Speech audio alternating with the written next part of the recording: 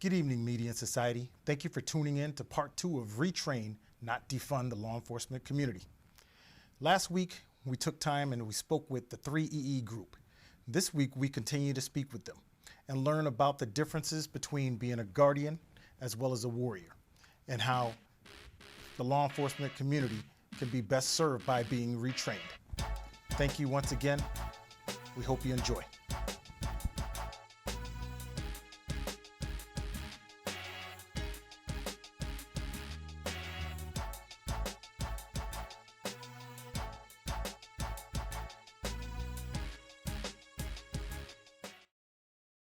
Let's jump over to deadly force and the legal law enforcement perspective, and then we'll take it to a civilian perspective. Austin, did you want to comment on that? Yes, hi everyone.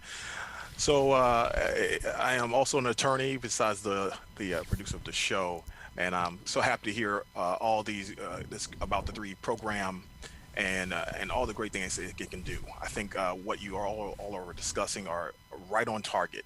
I think when it comes to the need for training, it's centers around one of the things you've been mentioning is culture and the community. One of the things this all kind of harkens back to is having some trip to Grenada and having a talk with the law enforcement there. Very friendly people. And they were all about community. And one thing about that was, one thing they mentioned was when it came to a crime, they didn't have to work hard. The community would tell them who did it, and they would go apprehend the individual. I think we used to be that way in America a long time ago, and I'm hoping that we can harken back to that. But I want to turn our discussion on to George Floyd and those those incidents of many people in the community, the African American community, would consider excessive force. Obviously, officers, law enforcement officers, have the split-second decision to make a decision on what level of force that's necessary to conduct or execute. So the question I want to ask is that I think from the community standpoint is, after seeing the cases that have come about, and we've seen the results of many of those cases, and the community feels like justice is not being served. What is your perspective after looking at these situations, at some of these particular matters, and the results of those cases? How do you look at it? And you can come from your personal experience or your professional experience, or both. I think the audience would love to hear that. I think I'll start off.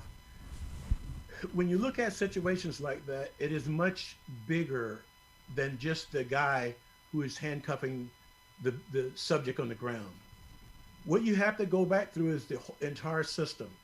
What contract was signed by that city with that, what do you call it? The police union. And because think about it, when the police do a investigation on an incident like George Floyd, the police are doing the investigation on their officers doing bad. That's wrong. We have to take that where that's no longer, we have to make that one of the issues that we change in legislature and also within our communities when they sign contracts, is that you can't expect the guy who's doing wrong to tell on himself. So we need an outside body that's going to come in and have an objective view to say what the facts are, and then go to whether it's the district attorney or whoever's job it is to take that to court, to address it separately from any biases or partnerships that they have with the local police. So the first thing we got to look at is what is our contracts with the police unions there. And one of the biggest issues I see is police units can be in a unique position.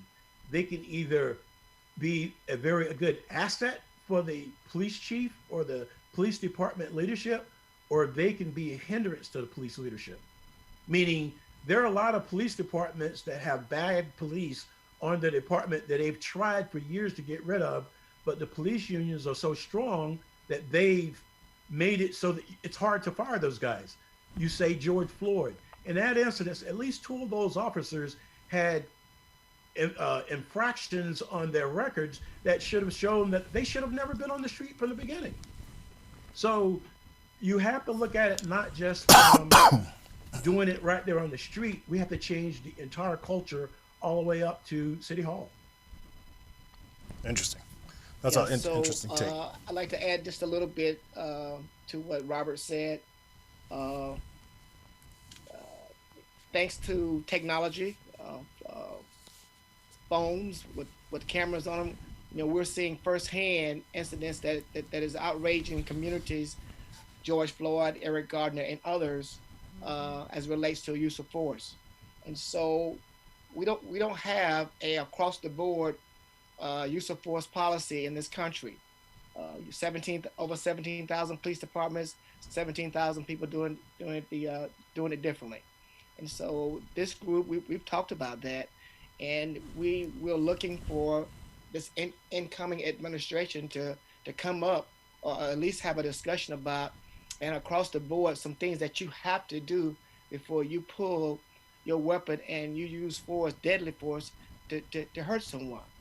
And so police officers are not engaging physical restraint on people that they're reaching for their firearms right away. And so when you do that, and it seems to be it's a lot more egregious as it relates to people of color when it's happening. And so I think there's a high standard, which when a police officer says, I was in fear of my life, well, what does that mean? Does that mean that you're 5'8" and the guy was 6'4", and he was coming at you and you tried to dissuade him and use physical force? Well, if a guy is coming at a 5'6" guy that big, there's a chance he's gonna be use of force. He's gonna be afraid. But we just have to do it. We're not doing a good enough job, Austin, and each situation calls for something differently as it relates to use of force. But I can tell you, I've been outraged by some of the stuff that I've seen and the use of force against people. Absolutely outraged. Yeah, and Austin, if I can just piggyback off of Robert and Donnie, I mean, we've all had this discussion. I get phone calls all the time when these types of incidents occur, from friends of mine, colleagues, and not just African Americans, white colleagues of mine, and they ask, "Oh my gosh, Eddie, how can this be?" Well, what people don't want to hear is the fact that there are racist police officers, patrolling some of our communities, and that's why we delve back into what we look at as a company, as a group, is how do we change that culture? Because as you look at it on its face value, Austin, it appears that men of color, black and brown, don't get the same types of justice as some of our white colleagues. And the essence of that speaks to culture. It speaks to some of the things that we talked about on this call about life experiences. It speaks to a variety of those issues, which is why we feel so very passionately about the things that we want to be able to do as this new administration takes over, is change some of the culture. Because I agree with what Dr. Green said. I mean, some of the stuff that I've seen is, I got 30 years in law enforcement. It's really been atrocious. It's been poor policing. It's been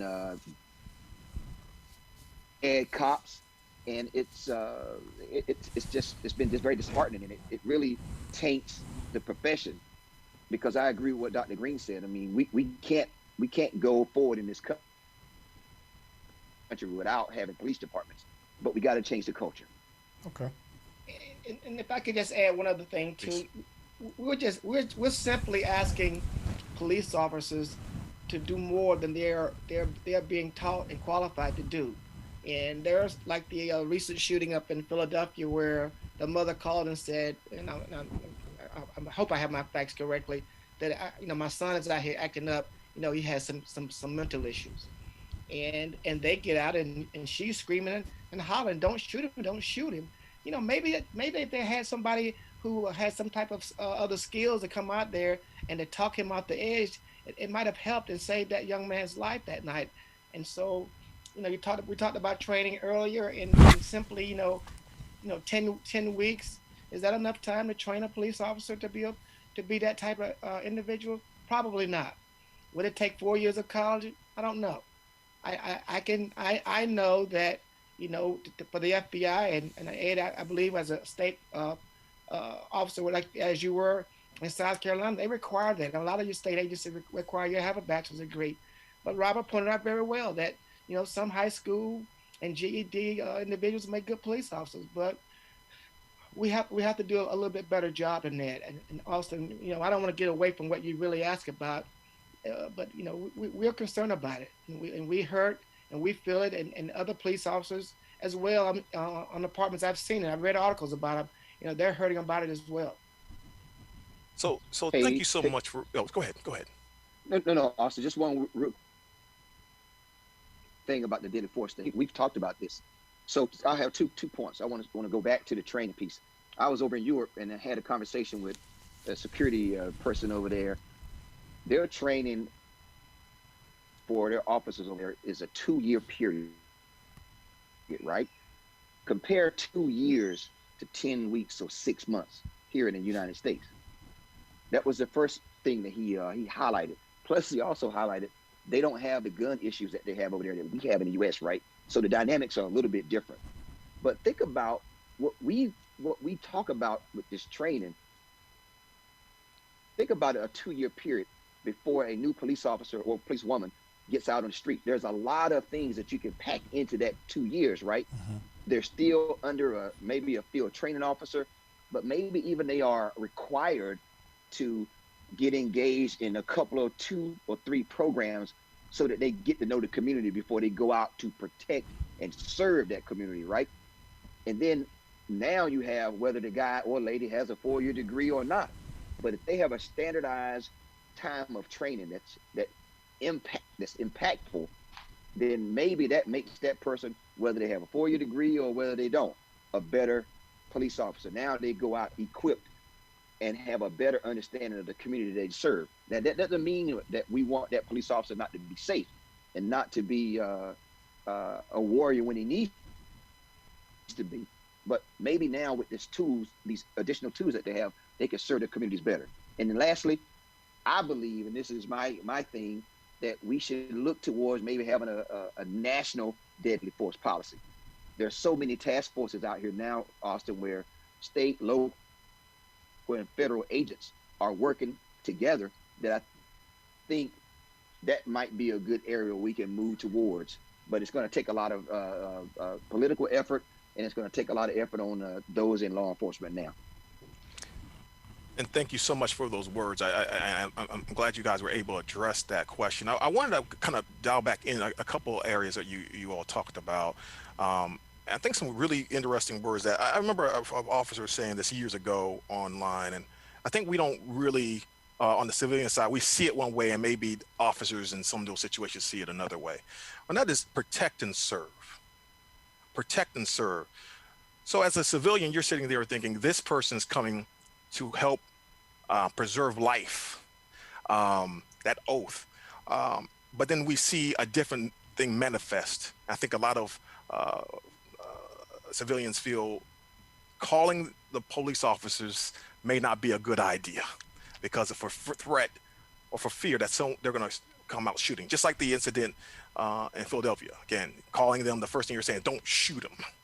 I want to ask you, with your program, in those situations, how would you go about training these participants, these officer participants, to learn more about the culture that they're going to be deployed in versus just only their warrior training?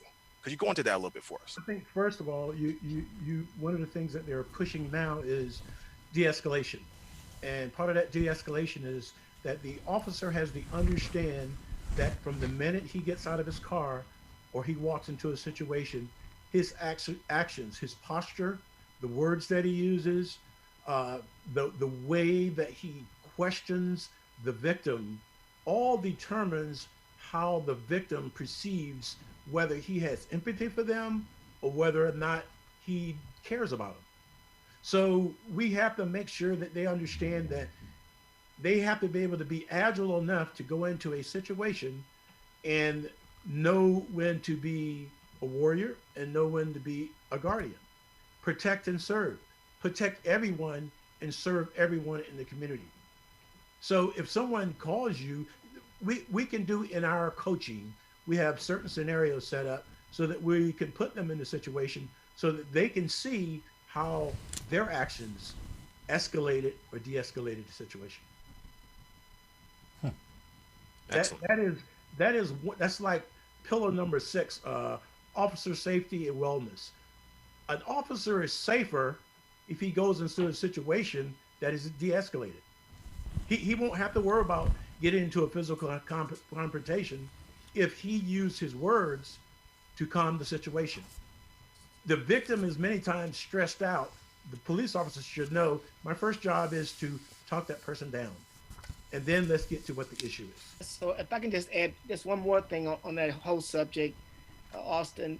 So it gets a little bit back and I believe Eddie brought it up about hiring. And so you got to start hiring more people who look like the community they serve. And we have to have some more conversations in police training. And I believe, again, Eddie talked about it and Robert, this culture and this change in demographics that we have across this nation. You know, Baltimore, you mentioned that, Anthony, doesn't look like Baltimore did, 20 years ago. My little hometown that I grew up in, it was just black folk and white folks. Well, now we have a large Latino population. And so we're not hiring people that come in and understand that change in culture, that change in demographics, and bringing people to learn their culture. You got people here who speak different languages and come from countries that they fear the police. And so it's natural for them to run. It's natural for them not to want to tell the truth. And we got to have community relations, with them to help de-escalate these type of situations, and for them to know that they can trust the police as well. Mm-hmm. So yeah, I think that's you've hit some of those great points. I'm sorry. Go ahead, Eddie. Sorry about that. No. It's such a good example. What you laid out. That situation in Philly, but that could be a situation in any community. It might be Baltimore. It could be Orlando. It could be Northern Virginia. It could be little Podunk, North Carolina, where I grew up, right? And it really is about the culture, and it really is about what we want to have these departments start to really take a look at is their job function is to protect and serve, Austin. And even when we go into a situation where it could be heightened, like a domestic situation, which in theory, if you look at the what the research says, a domestic situation is probably the most dangerous for a uniformed police officer. When you got a husband and a wife or a girlfriend and a boyfriend, in a spat, those two can really turn against you. That's not what we're facing here. What you said, Austin, is very true. People are really hesitant to call the police now, and the reason is because of what they see. It's because of social media. I'll take it all the way back to what I believe I said, but Dr. Green harped on it a little bit. Is we have to really dig deep to these men and women that are wearing these blue uniforms or brown uniforms or whatever color their departments wear. You have to really hone in on the psychological aspects of who they are, the social media context. Back in the day when I was a police officer, I don't even know that the internet was really, the thing then. But now most people have these social media footprints, out here, Twitter. There's a plethora of things, Austin, and you and Anthony are very up to date on those. But I'll take you to the stuff that's coming out now about the Capitol. Look at now where we have police officers and Army officers, people in Congress, was the last thing I heard, who are on social media talking about what the part that they played in this thing. So that brings us back to people are going to be people, right? We are all individuals. We walk into every situation with our own preconceived notions and ideas about what we're going to do. That comes from our life experiences. So we have to get better at understanding those life experiences. Then maybe some of these incidents, maybe there's a one police officer out of three that went to that incident in Philly who would have said to these other two colleagues, hey guys, slow down. I believe that this guy might have some kind of mental issue going on. So let's change the dynamics of this situation. That's the kind of policing that we got to get to. That's what 3E wants to bring and offer as a service to some of these departments. How do you critically think some of these situations so that they end differently? I love that, the critical thinking aspect. And let me ask one final question, though. If Oh, you sorry, don't, go ahead. I'm sorry. Please go ahead. If you don't mind, Austin, I want to make sure Eddie, he was thinking about the internet was around when he was a police officer. No, Eddie, the internet was not around when you were a police officer. But I do want to add one caveat there, and that is that we're not asking police officers not to know when to be warriors. And there are times when they're pulling up the incidents and they're receiving fire, and their lives in danger, their colleagues' lives in danger. We're not asking them to lie down and not do their jobs. But we are asking you, really, we're asking sometimes the most impossible, is that when you know what Eddie was just, talking about, and Robert, know when it's not the right time to pull your gun and shoot. That talking may be the better answer for the situation. And sometimes we're asking a lot of these men and women, and it's a tough job. It's not like when Eddie and I and Robert came on board. It's different, but we want to make sure that these people that we are hiring, that's in their mind, and that they're not coming in with biases. I'm going up this community. I know I got to be prepared. I may have to shoot. We want men and women who treat people fairly and the same in these positions. So I'm sorry to interrupt you. Oh, no, you did not interrupt. What you said completes the thought, I think. I did want to ask one final question. The community wants to have, I think they do want to engage law enforcement and have the discussions and have that opportunity to engage them and explain what they're feeling and see what they can do to help bridge any gaps and help further the efforts of law enforcement protecting their communities. Could you give us some idea what the community could do? What could we do to help further your efforts with 3E and help the officers that are incoming become even better officers in our community? Yeah, so I'll take a stab at that, and that's a very good question. And you kind of mentioned it early on, the way the communities were when you were coming up and coming along. So a lot of police agencies, including some federal agencies as well, they have Citizens Academy where they come in and they bring community leaders and folks from the community in, and they have 8-week programs. That's one way of it. And here at 3E, we've discussed that as well when we go out, to do our training. Maybe having some community leaders come in as well and be a part of some of these sessions and breakout sessions, and provide, their perspective to, the police chief, the major, the lieutenant, the captain, on how they see it, and have that dialogue there to come up with answers to make them feel more comfortable, and go back to the community and say, hey, Officer Green, this is what they're planning on doing, and we need community help.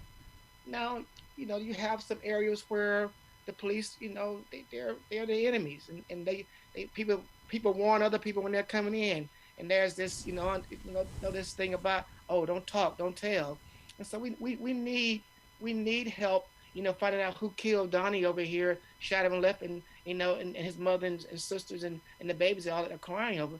We have a lot of that as well, but that's different than we're talking about police officers here. But I think we want people to feel freely to come in and discuss situations and talk about what things are going on in that community. Hey, Austin. Yes.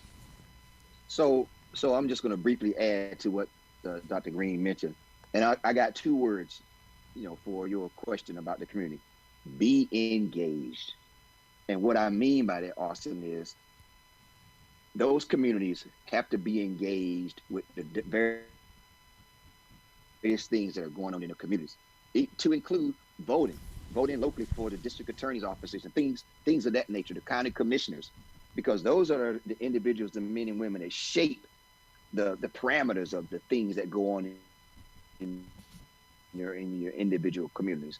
But also know your police officers. Be engaged with that department, whether it means inviting them to community events if they're not already there. But the communities have to be engaged. And then you gotta what I encourage the communities to do is educate yourselves on the things that are going on in your community. So that way when things happen, you know right away. We're not telling people, like Donnie said, communities don't want to be snitches. They don't want to be telling on people. But if you know and understand the culture of the things that are going on in your community, then you are better equipped to help. But you have to be engaged. I thank you so much, you all, for answering those questions and providing your feedback and thoughts on those particular points and topics. Anthony, I'll hand it back over to you. Thanks. So there's a few more things, gentlemen, I want to go over with you guys. One of the things, and we really haven't touched it, but let's talk about recidivism.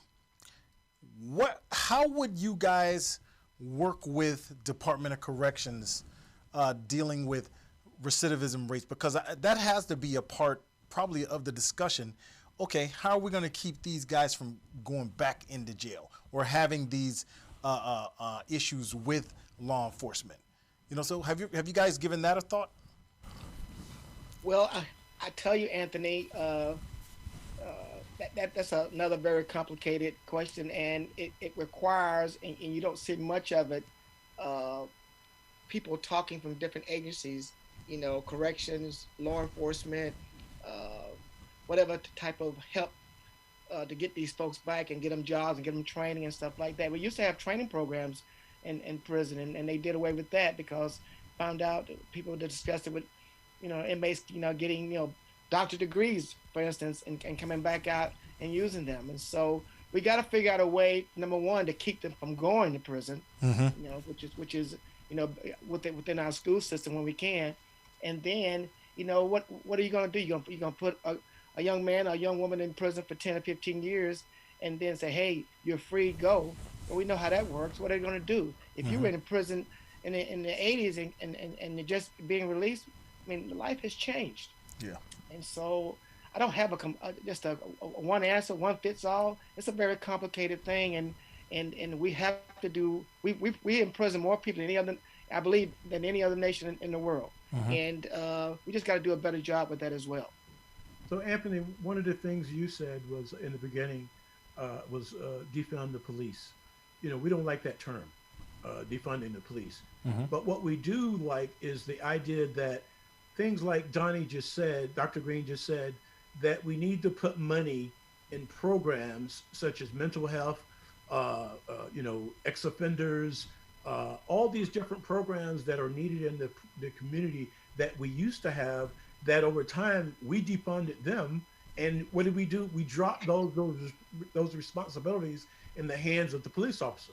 So now they became a jack of all trades to go out and do this. Well, what we need to do is move that money back to those programs. And another way to get money back for the police is holding police accountable. Why are we spending so much money each year on police lawsuits? And in many cases, we're spending millions of dollars, hundreds of thousands of dollars on the same officer because he's acting bad on the street. So the money we could have used as sort of a lawsuit paying out a family for an officer acting incorrectly on the street, we could have used that in the department to buy more cars, to buy more equipment. So we don't like the term of defunding the police. What we're saying is move the money around to do the programs that are going to help the police do their job, whether it's equipment or giving them mental health counselors that can go out for them when they go meet someone who's been in the military and has PTSD. There are so many people in this community that we could help that have mental health issues, and sending them to jail or handcuffing them is not the answer. Now, one of the things I'd like to just bring up is one of the pillars is technology and social media. One of the things that is systemic throughout this nation is police at all levels are failing to understand how technology and social media is affecting them doing their jobs. The perception, they don't understand that Now, the cop who does something bad on the street in Los Angeles, the cop in North Carolina is looked at the same way because media, the technology today puts it in our face 24 hours a day. And as a police officer, he has to understand that that's what the community sees. So we have to combat that by what? First of all, don't do stupid stuff anytime because it's always on camera. Because you can say one thing, but it's on camera. So understand how social media technology and make yourself accountable for what you say and how you say it and how you do it. So that's my 2 cents worth as far as technology and social media. Social media now, it once it's out there, and it doesn't have to be true or factual. And that's what police officers have to understand, is that when I go into a situation, how I say and what I say may be memorialized on social media within 5 minutes of me saying it. Mm-hmm. Okay. All right. Hey, A couple. Yep. Anthony? Eddie? Uh-huh. Hello? Yep. We hear you. Can you hear me? Yes. Hey, so I just want to piggyback off of one thing that Donnie was talking about, Dr. Green. So the 3E group, yes, our focus is training, but one of the other areas is going to be we're partnering with a couple 501c3 groups. And this speaks to what you were talking about, Anthony, about recidivism. I believe that we have to get to these young kids in these communities. It's like Donnie was saying, Dr. Green, we have to stop these kids, these young men and women of color, from getting to prison, right? And I believe the way you do that is you get to them early. You get them before they get started. So one of my passions is going back to the 5th and 6th graders, and you start mentor programs with these young kids, and you track them all the way through high school. Maybe they all won't go to college or whatever, but I think the more of them that have mentors, I think the less of them that'll get caught in the penal system, right? Mm-hmm. They won't get into trouble. We hope and we pray. So one of the things 3E group is going to do is we're going to find these 501c3s out there, these nonprofits that are community warriors. They're out there in the communities, grassroots programs that are on top of these kids, training them, providing mentorship, talking to them about careers, whether it be going to college or doing a trade, or maybe even joining the military, but do something other than be on the streets getting into trouble. Mm-hmm. I think if we meet them where they are in the 5th and 6th grade, by the time they get up in age, maybe their mindset won't let them get engaged in criminal activity. Gotcha. How can people reach you guys if they want to have you guys come train them? And we'd like to put something up on our website as well to kind of lead people to you guys. Currently, our email is the 3E group at gmail.com. Okay. It's the word the. Yep. The number 3E. Mm-hmm. But it's 3 E's. It's yep. E. The 3E group at Gmail. And that's where we are right now, and then we'll as we get more information on how to get in touch with us, Anthony, we'll get it out to you. Oh, that's great. So thank you guys so much again for coming to the Media Society. We really appreciate having you, and I know our audience gained a lot of knowledge. If you are out there and you want to get in touch with them, it's the 3EEE group at gmail.com. We'll also put it up on our website. If you want to continue speaking with myself or Austin, you can reach us at KA Middle Society on Facebook, or you can go directly to our YouTube site, The Median Society. Thank you so much. We'll see you next time. We're out.